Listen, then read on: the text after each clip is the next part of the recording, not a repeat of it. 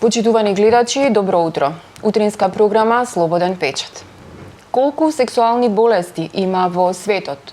Колку од нив се заболени? Кои од сексуалните болести се присутни во Македонија? Колку од нив се завршуваат смртоносно, колку се лекуваат? Утрово наши ваш гостин, доцент доктор Весна Бришковска-Бошковски, специјалист по дерматовенерологија од приватната болница Џибадем Систина. Докторка, добро утро. Ви благодарам што ја прифативте поканата од Слободен печат. Она што е статистика во светот, дека во моментот боледуваат на 370 милиони луѓе од некаков тип на сексуално преносливи болести. За Македонија, јас не успеав да најдам статистика, еве од вашето долгогодишно искуство, каква е состојбата во Македонија, има ли стигма и која е најризичната возрастна група на која што заболува практично? Така. Најпрво да ги дефинираме овие типови на заболувања. Сексуално преносливи инфекции, самото име кажува дека тоа се инфекции кои што се пренесуваат преку сексуален контакт од инфицирано лице. Кога мислиме сексуален контакт, не е тоа секогаш ексклузивно само вагинален однос, се мисли и на орален, меѓутоа и на анален сексуален однос. Некои од овие типови на инфекции покрај сексуалниот контакт може да се пренесат и преку директен контакт кожа со кожа. Така. Бројката е алармантна, статистиките се тие, кажуваат дека секој ден во светот заболуваат нови 1 милион случаи на сексуално преносливи инфекции. Таа бројка е точно на годишно ниво над 370 милиони на најчести типови сексуално преносливи инфекции. Дури има и статистика која што вели дека секоја жена, барем еднаш во животот, ќе има некаква инфекција со хуман папилома вирус, а има и над 500 милиони луѓе во светот кои што боледуваат од хроничен генитален херпес. Најчестата возрастна група кај кој што се појавуваат овие заболувања, дури во 80% од случаевите, тоа се пациенти во млада возрастна популација од 15 до 24 години.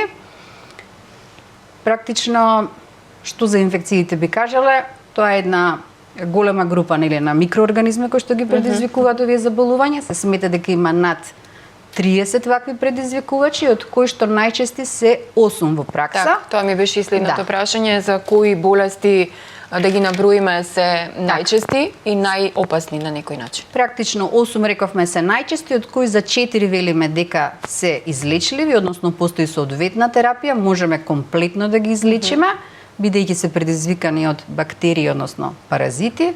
Тоа во прв ред е најчестата сексуално пренослива инфекција воопшто и во женската популација, тоа е хламидијата, сифилисот, гонорејата и трихомонасот. Останатите 4 се предизвикани од вирусни предизвикувачи.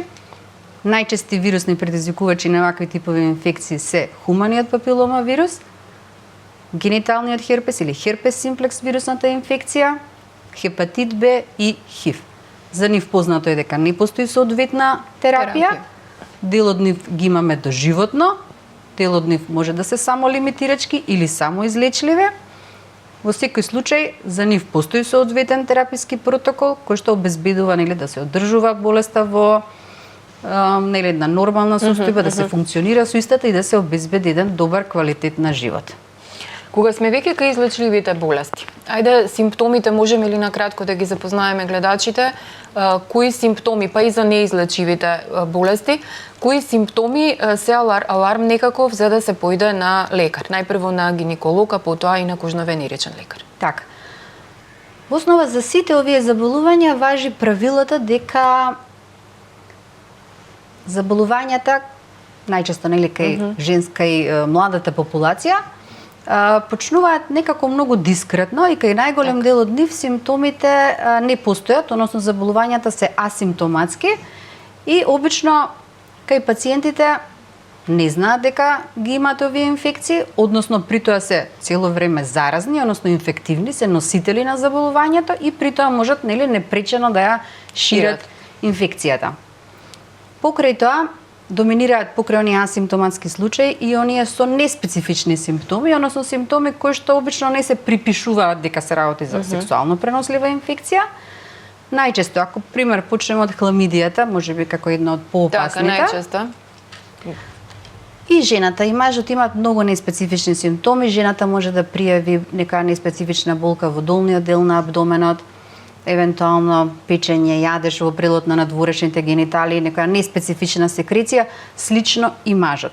Меѓутоа, што е поголемиот проблем кај хламидијата? Истата, бидејќи долго време може да перзистира без никаква симптоматологија, тој еден долг временски период ја обезбедува незино ширење низ и другите патишта на урогениталниот систем, што кај жените може да предизвика, се нарекува пелвична инфламаторна болест, тоа е заболување на ниво на малата карлица, кое што меѓу другото може да доведе до оштетување на ниво на тубите, јајоводите, односно нивна непроодност, па да биде причина, може и најчеста причина за стерилитет. Меѓутоа, тоа не е само кај женската популација, може да предизвика оштетување на ниво на тестисите кај мажите, односно да предизвика проблем во производството на сперматозоидите, со тој и нивниот квалитет, па индиректно и кај машката популација да биде причина за стерилитет. Значи, дел од овие заболувања не делуваат само на општото здравје на пациентот, може да делуваат и на репродуктивното здравје. Например, кај гениталниот херпес, кај би продолжила со хуманиот папиломавирус, бидејќи тој од вирусните пак инфекции е најчест. Хламидијата од бактериските е најчеста, а ХПВ тоа е најчест од вирусните инфекции. Генерално младите го знаат. ХПВ прашуваат, се интересираат за истиот, бидејќи е особено често во популацијата. Така што за него што е битно да се знае. И тој генерално почнува многу дискретно, без нека посебна симптоматологија. За него знаеме дека има преку 200 серотипови, кои што ги обележуваме со бројки, и кои што се делат во две групи во зависност од тоа какви промени локални може да предизвикат на ниво на надворешните гениталии, односно оние прогресивни, инвазивни, па се до најтешкиот тип, така наречен инвазивен карцином. Не само на цервиксот на матката, тука е инвазивниот карцином на анусот, односно на вулвата. Така да, затоа и ги делиме на ниско и високо ризични. Ниско ризичните се можеби од наш домен по чести во пракса, бидејќи тие знаат да предизвикаат така наречени кондиломи или генитални брадавички, најчесто предизвикани од оние ниско вирулентните 6 и 11 серотип. 16 и 18 се типични серотипови од високоризичните, кои што се најобвинети за карциномот на гениталните органи. Кога сме веќе, докторка, тука кај ХПВ вирусот, околу вакцинацијата, почна пред 10 години, само за женската популација, сега мислам дека е влезена и во вакциналниот картон и треба да се вакцинираат и мажите. Ваше искуство и препорака до младите, дали треба да се прими оваа вакцина и дали штити од сексуално преносливи болести, конкретно ХПВ вирус? Точно, значи ХПВ вакцинацијата е еден одличен пример за тоа, нели, како превенцијата може да, колку е клучна практично превенцијата кај овие типови на инфекција. Имено, точно, пред неколку години се појави првата ХПВ вакцина и во нашата држава, која што најпрво беше двовалентна и ги содржеше оние највисоко ризичните серотипови, потоа 4-валентна, за да веќе и ние ја добивме 9-валентната вакцина, која што е во нашиот задолжителен вакцинален календар. Искуствата пред се од странските држави се особено охрабрувачки и висока е бројката на младата популација која што веќе се вакцинира. Практично би требало луѓето кои што ќе се вакцинираат да имаат навршени 12 до 15 години и по правило не е само за жениските деца, туку веќе е и за машката популација со цел да се спречи трансмисијата на ова заболување. Така. Кога сме веќе кај симптомите, кажавме дел од нив, постои ли околу стигмата малку да позборуваме, која е најмладата пациентка или пациентка која што е детектирана некоја сексуално пренослива болест, се зборували за тоа, се лекували, се признавали дека имаат повеќе партнери и дека тоа е причината. Значи, дали се подготвени да ја санираат и да го спречат понатамошното ширење на болест? Така. Знаете, ние живееме во едно, нели, отворено сексуално општество и обично се зборува многу отворено и за сексуалноста, и за преференциите, и за задоволствата, и за контрацепцијата. Меѓутоа, кога станува збор за сексуално преносливите инфекции, некако отвореноста не е толку очигледна, нели? Се уште препоставуваме табу тема.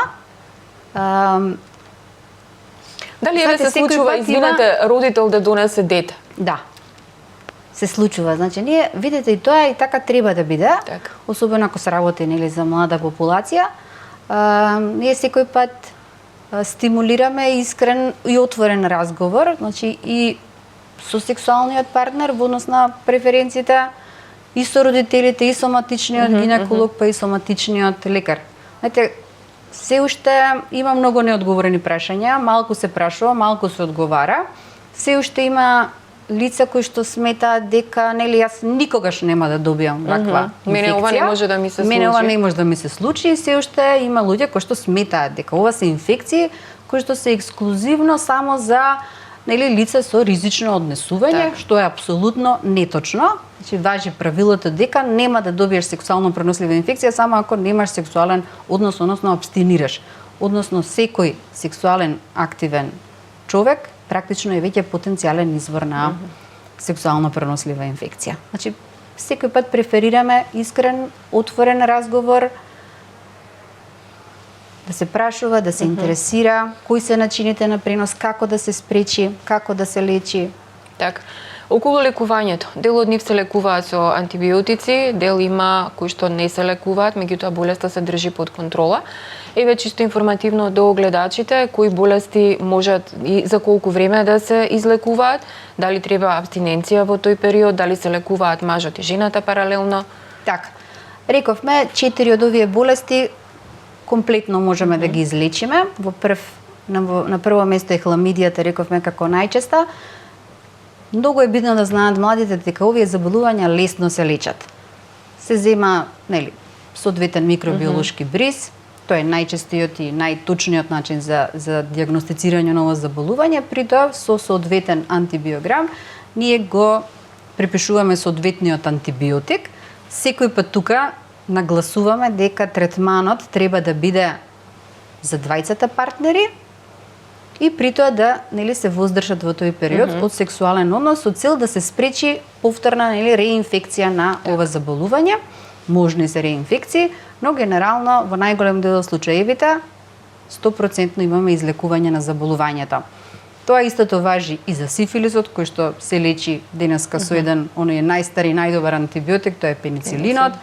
Единствен предизвик во однос на лекувањето е можеби гонорејата, бидејќи предизвикувачот во текот на годините стекнал изразена отпорност према антибиотиците, така што тие терапевски протоколи се менуваат во текот на годините, токму поради, нели, оној проблем што го имаме воопшто во нашето општество, тоа е антибиотската резистенција, но кај овие пациенти секој пат се зема, нели, третманот е индивидуален, се зема еден добар се зема бриз, се прави еден добар антибиограм со точно да се одреди кој антибиотик ќе делува на предизвикувачот. Исто важи и за трихомонасот.